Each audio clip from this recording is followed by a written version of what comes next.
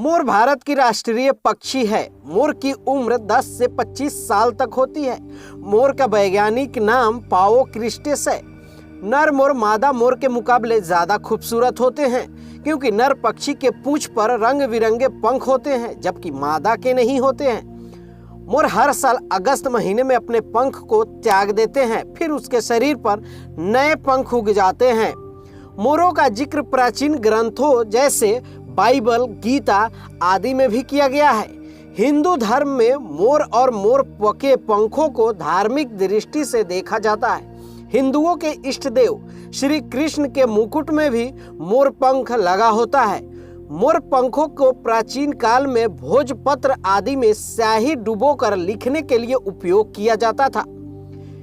इन पंखों पर क्रिस्टल की परत लगी होती है, जिसकी वजह से ये अत्यधिक चमकदार दिखाई देते हैं।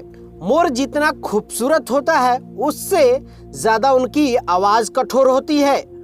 मोर की आवाज बहुत ही तेज और कठोर होती है, लेकिन ये हमेशा एक जैसे आवाज नहीं निकालते। ये अलग अलग कई तरह के आवाज निकाल सकते हैं।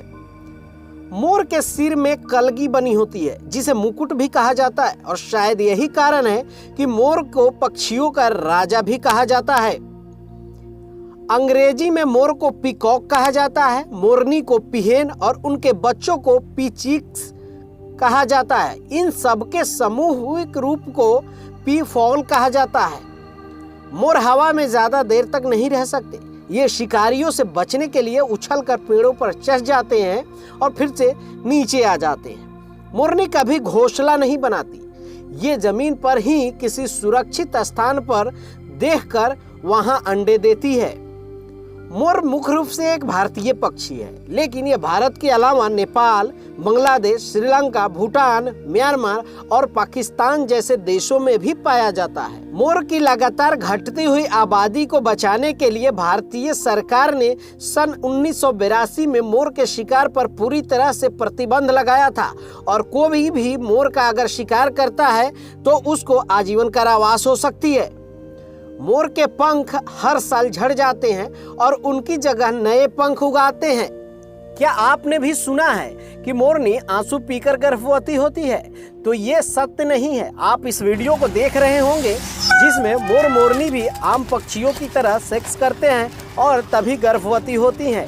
ये आम बात है कि मोर मोरनी को रिझाने के लिए वसंत ऋतु में अपने पंख फैलाकर डांस करते हैं और अपनी ओर आकर्षित करते हैं।